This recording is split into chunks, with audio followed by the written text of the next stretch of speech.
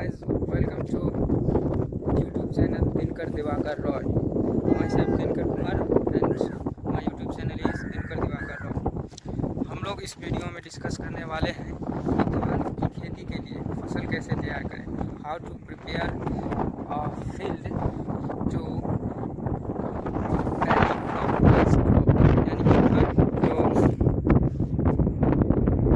Field है, खेत है, उसको तैयार कैसे किया जाता है. तो इस वीडियो में आपको पूरा इन्फॉर्मेशन देने वाले हैं कि how to prepare a field for rice crop, यानी कि पैडी क्रॉप, जिसको हम लोग हिंदी में धान क्रॉप कहते हैं.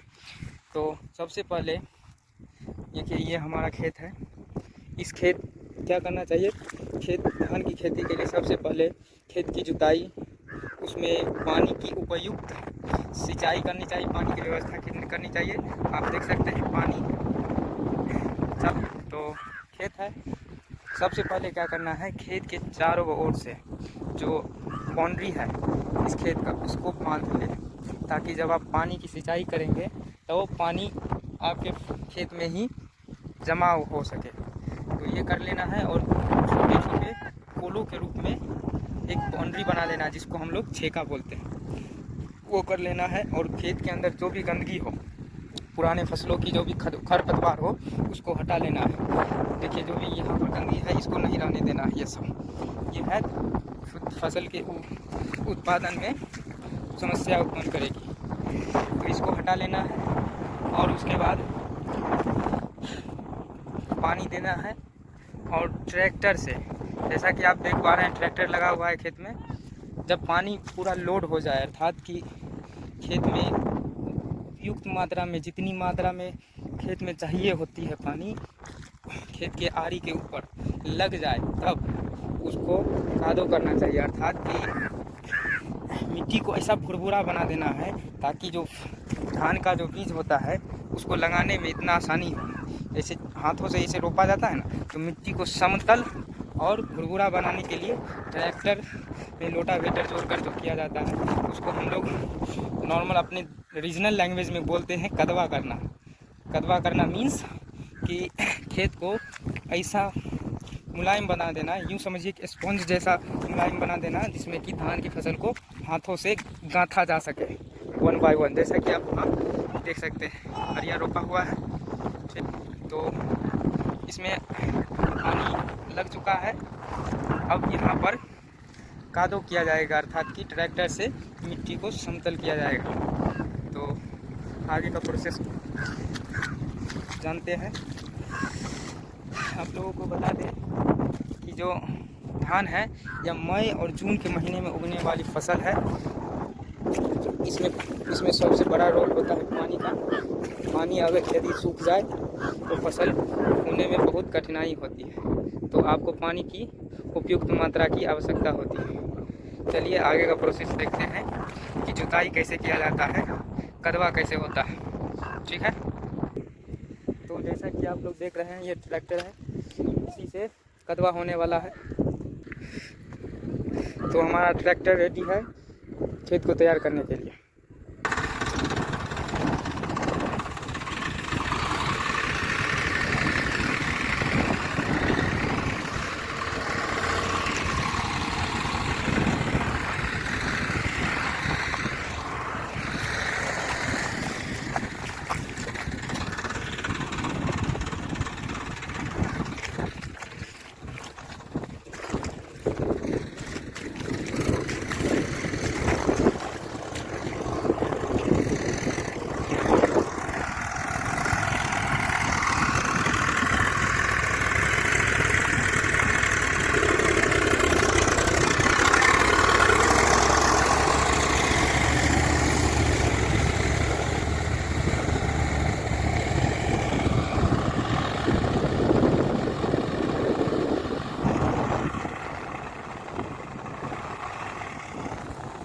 यह मिट्टी कैसा समतल हो रहा है. यदि खेत ऊपर नीचा हो तो उसको सूखे में समतल बनवाया जाता है. तो आप इस चीज़ का भी ध्यान रख सकते हैं, रखेंगे तो ज़्यादा बेहतर रहेगा.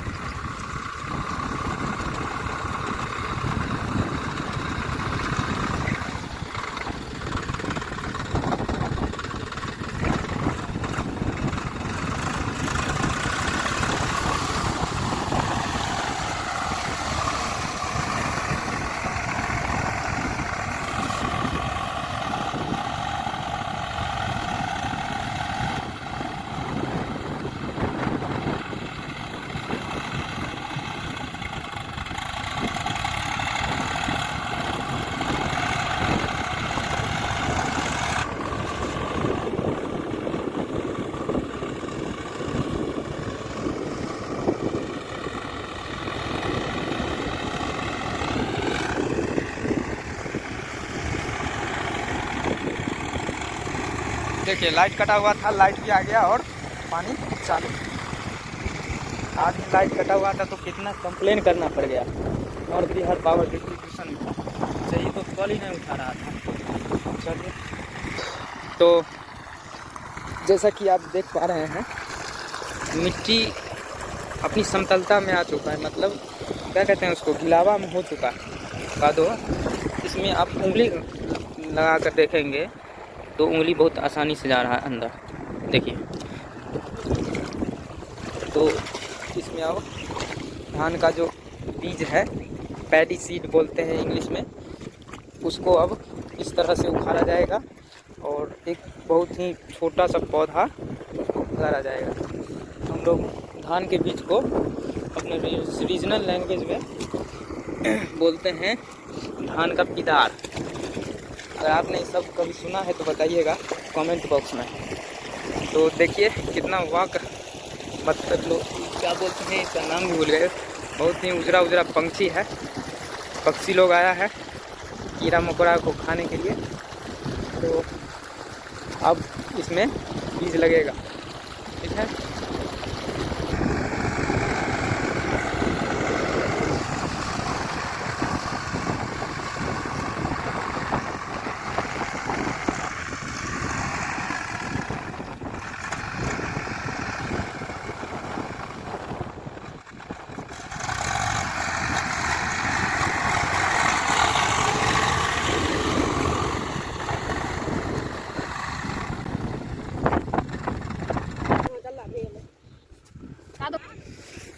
तो दोस्तों ये है पैडी सीड, राइस सीड बोलते हैं इसको, धान का बिच्चा। इसी को रोपा जाता है। पौधा का ये छोटा सा रूप है, इसी से धान की फसल होगी। जो राइस क्रॉप है उसका जो बीज है, सीड, वो यही है। तो इस बीज का जो ब्रांड है वो है मसीना, जो MVP कंपनी है उसके द्वारा, उसमें से हम लोग ये खरीदे थे। तो अब इसको ऐसे रोपा जाएगा। तो दोस्तों हमारा यह खेत आधा तैयार हो चुका है और आधे में हम जो है सो पानी खोले ही थे कि लाइन कट गया, पावर कट हो गया। नॉर्थ बिहार पावर डिस्ट्रीब्यूशन से यहाँ लाइन आता है और ये रेगुलरली इलेक्ट्रिसिटी सप्लाई नहीं देती है। तो इसमें आधा खेत रेडी हो गया है और एक आधा खेत बचा हुआ है। ये जो है छेका है जो पानी को रोकने के लिए दिया गया है। और लेबर लोग देखिए धान रोप रहा है कैसे। बीजों को, बीज के छोटे छोटे पौधे होते हैं, उनको ज़मीन में, खेत में उंगली से लगाया जाता है। तो चलिए आगे का देखते हैं। लाइन तो देगा नहीं, बिजली पावर कट है, बैठना पड़ेगा।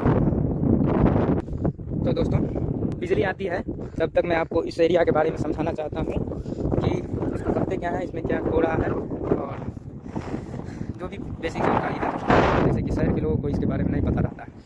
उनके प्लेट में जो चावल जाती है, जो रोटी जाती है, वो कहाँ से, उसका जो ज़मीनी हकीकत, जो ग्राउंड जीरो रियलिटी जो है वो कहाँ से है, उनको नहीं पता होता है। तो इसके बारे में मैं बता देता हूँ। जब तक कि यहाँ पर पावर आता है, इलेक्ट्रिसिटी जब आएगी तब धान के लिए आगे का प्रोसेस हम लोग करेंगे और आपको बताएंगे। तो बेसिकली यह है, यहाँ पर किसानों का खेत है, यह खेतों का बहुत बड़ा समूह है। इसको एग्रीकल्चरल लैंड बोलते हैं, कृषि ज़मीन है ये। हम लोग तो रीजनल लैंग्वेज में इसको बोलते हैं कि चौर। आप इस सब को रिलेट नहीं कर पाएंगे। अगर आप ग्रामीण क्षेत्र से बिलोंग करते हैं तो समझ सकते हैं। ये बहुत बड़ा फील्ड है जिसमें हर किसान का अपना एक छोटा सा खेत होता है। जैसे कि ये देखिए, यहाँ जो छोटे छोटे घास आप देख रहे हैं, ये खेत है। इस खेत का ये जो है, यह आरी है, इसको आरी बोलते हैं। आप यूँ समझ सकते हैं जैसे आपके घर का बाउंड्री होता है, उसी तरीके से किसान के खेत का जो बाउंड्री है उसको क्या बोलते हैं, आरी बोलते हैं। तो ये भी है, चारों ओर से होता है। तो इस खेत का जो बाउंड्री है वो मैं आपको दिखाता हूँ। देखिए पहले तो यह है, पश्चिम की ओर ये आरी है, ठीक है। उधर से आप वो आरी देख सकते हैं और ये पूरब की ओर आरी, यहाँ पर जो आप देख पा रहे हैं, ये है इस खेत के लिए। जो ये खेत है नीचे में खरपतवार लगा हुआ खेत है, अभी किसान इसको तैयार नहीं किया है। तो ये, और ये यानी कि चारों आरी ये है, बाउंड्री है इस खेत में। तो ये खेत है और इसी तरीके से खेतों से मिलकर हुआ है, इसको बोलते हैं चौर। यानी कि किसानों के लिए जो खेतों का समूह है वो, जैसे शहरों में होता है छोटे छोटे फ्लैट होता है, छोटा छोटा फ्लैट मिला करके एक बहुत बड़ा सोसाइटी होता है, उसी तरीके से यहाँ पर खेतों को मिला करके ये चौर है।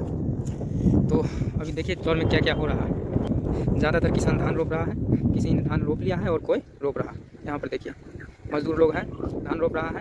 चारों ओर आपको मजदूर ही मिलेगा जो धान रोपाई कर रहा है और यहाँ पर अपने खेत में चल रहा है। और देखिए पावर भी आ गया है, बिजली आ चुकी है, तो आगे का काम भी चलेगा।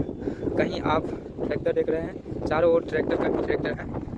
और मोदी गवर्नमेंट कुछ हो या ना हो, ये बिजली की सुविधा और रोड की सुविधा हर जगह आ गई है।